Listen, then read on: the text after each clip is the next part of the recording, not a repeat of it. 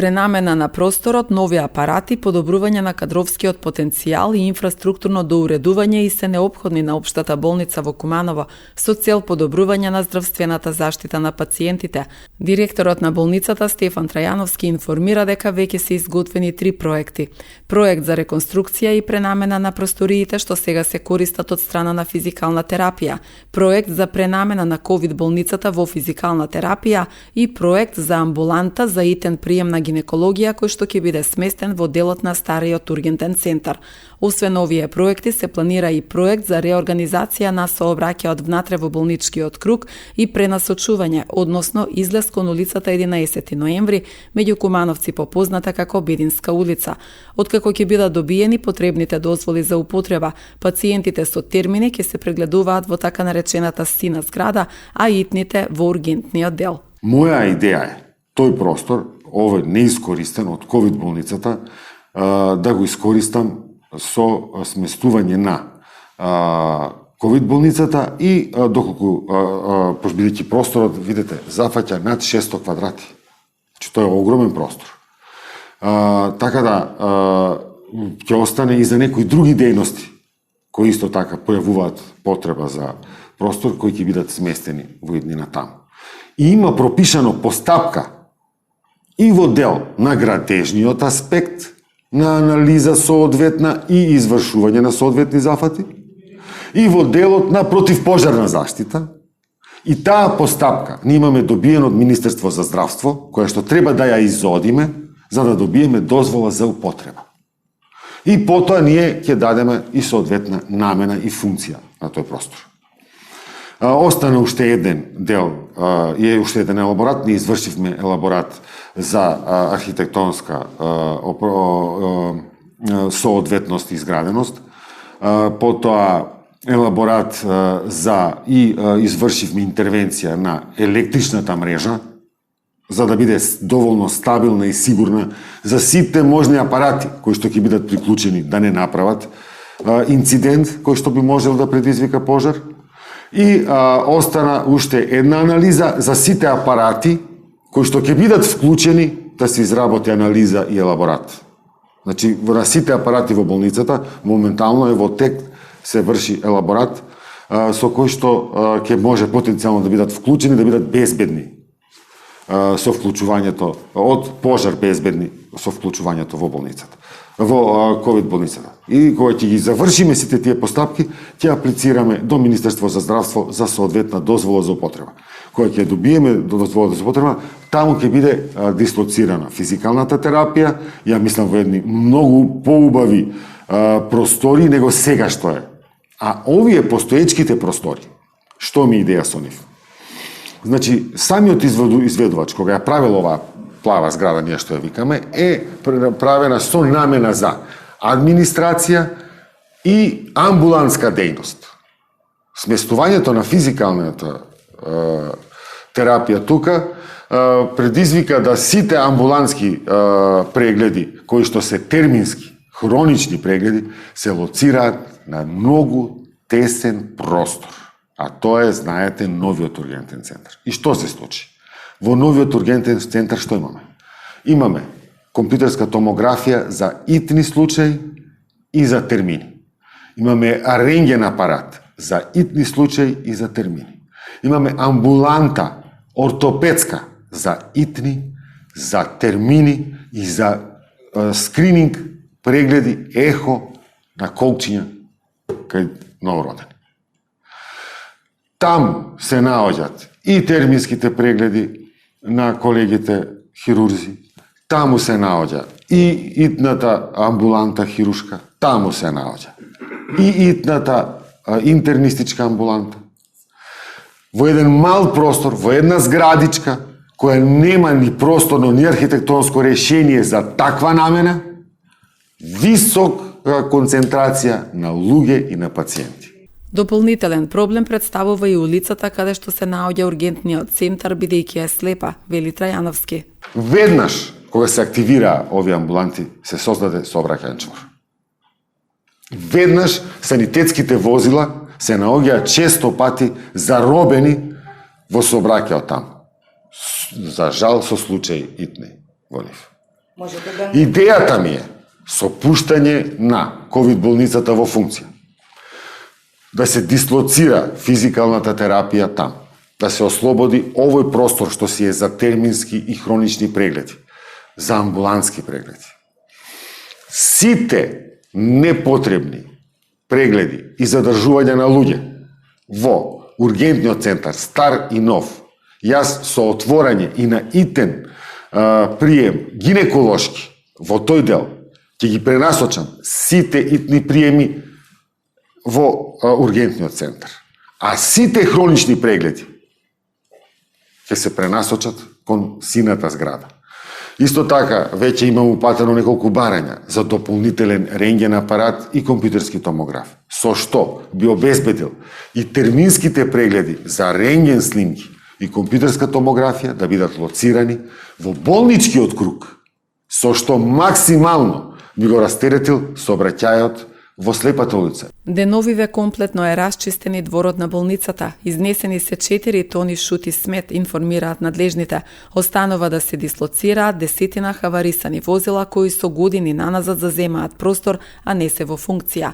Општата болница е изградена во 1964 година. 20 години подоцна изградена е сината административно-амбулантска зграда. Од пред 20 години функционира стариот ургентен центар, а неколку години подоцна изграден е и новиот ургентен центар. Ја прв пат доаѓам во општа болница во Куманово и изгледот е разочарувачки, искрено.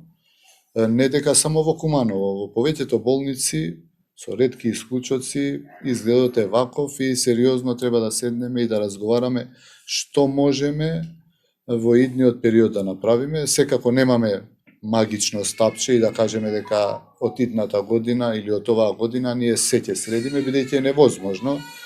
Многу работи зависат и од финансии, буџетот го наследивме така како што наследивме и се обидуваме барем преку апаратура оваа година, а идната година да видиме ако успееме да започнеме барем 2 болници кои што се започнати да се градат во Македонија, од едната од 1998 година во Кичево, втората во Штип која што е започната од 2010 или 2011, не сум сигурен, така да за Куманово да видиме што можеме да реновираме во стратегијата која што веќе ја спремаме како Министерство за здравство заедно со Светска здравствена организација, која што треба да биде готова до крајот на следната година. Ќе видиме и да видиме кои се приоритетите за инвестиции толку колку што може.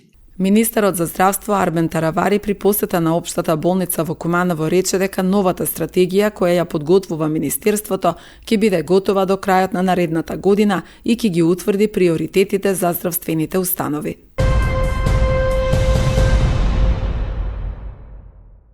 По повод 14 ноември, светскиот ден на дијабетесот, учениците од 3 и 4 година здравствена струка од Техничкото училиште Наце Буѓони беа дел од акција за мерење на гликемија и крвен притисок кај корисниците од Домот за стари лица Зафир Сајто.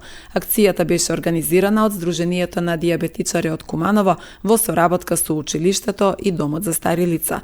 Секоја година нашите ученици учествуваат во акциите со мерење на виталните параметри со цел подигање на свесноста кај граѓаните за здрава и правилна исхрана.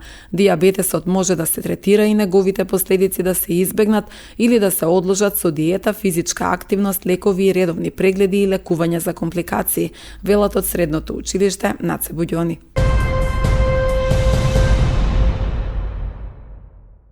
Природно-минералната вода од чешмите во селото Проевце е безбедна за пиење, информираат од Центарот за јавно здравје. Анализите направени на 16 октомври покажаа дека водата е безбедна, изјави доктор Бедри Велију, специјалист за хигиена и здравствена екологија при Центарот за јавно здравје Куманово. Како што информира лекарот, праксата претходно била да се прават анализи барем еднаш месечно, но откако во септември годинава беше утврдено дека водата е небезбедна, анализите биле зачестени. Надлежните кон крајот на септември соопштија дека при направени анализи било констатирано присуство на бактерија во големиот чеп, поради што препорачаа граѓаните да не ја консумираат водата. Надлежните и тогаша и сега апелираат граѓаните кои ги посетуваат чешмите да ја одржуваат хигиената на самото место.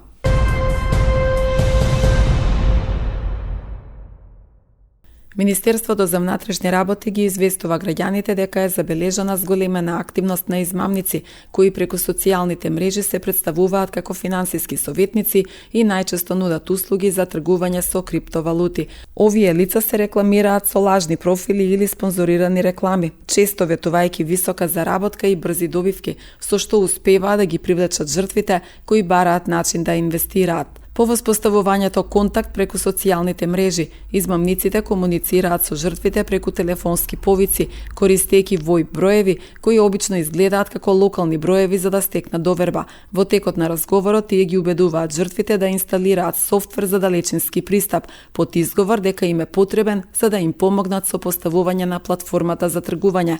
Откако ќе добија далечински пристап до компјутерот или мобилниот уред на жртвата, измамниците пристапуваат до електронското банкарство и ги префрлуваат паричните средства од банкарските сметки на жртвите. Во многу случаи жртвите остануваат без средства, без да сватат дека се измамени, а штетите се значителни.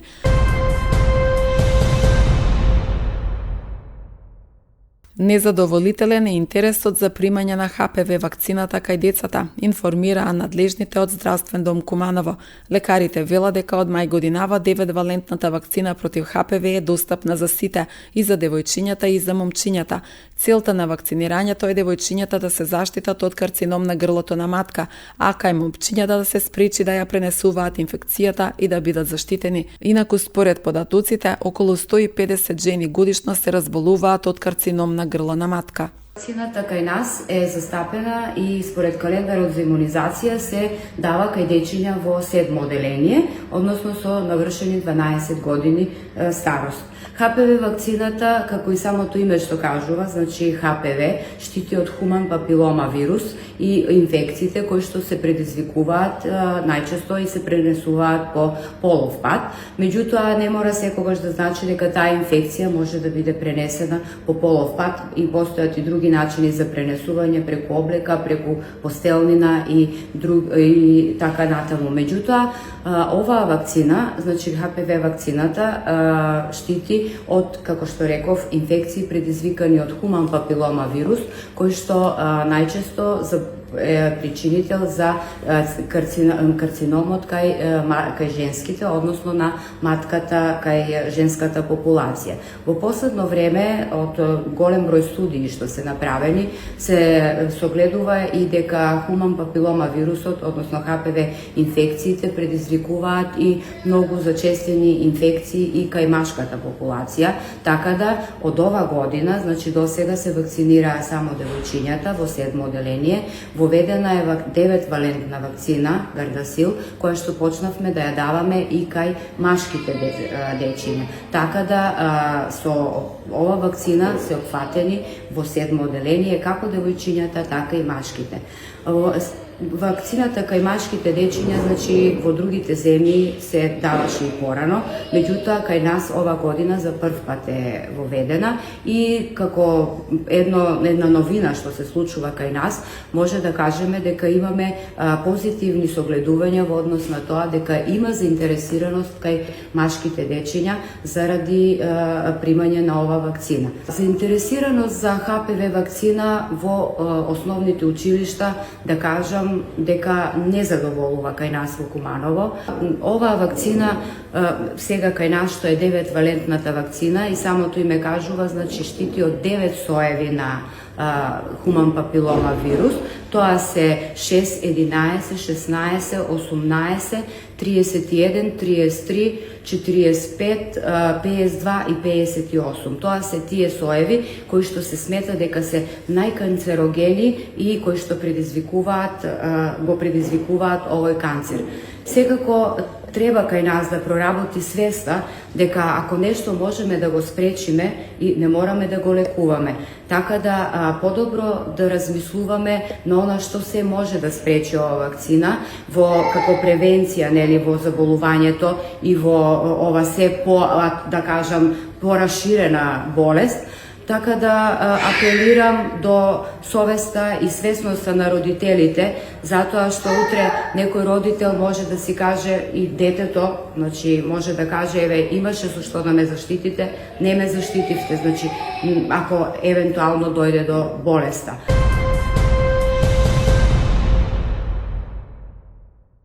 На автопатот Табановце-Куманово во близина на селото Табановце вчера вечер полициски службеници од полициската станица за граничен надзор Сопот лишиле од слобода 27 годишен скопјанец. Од МВР денеска соопштија дека на наведеното место полициски службеници сопреле возило Ауди со скопски регистарски ознаки, од кое излегол возачот со 8 мигранти од Сирија и се обидел да избега. Набрзо бил фатен и лишен од слобода. Возачот и возилото биле задржани во полициска станица, а по наредба на јавен обвинител мигрантите биле сместени во прифатниот центар за странци во Скопје и во транзитниот центар Табановце. По целосно документирање на случајот против лицето ќе биде поднесена соодветна пријава, соопштија од МВР.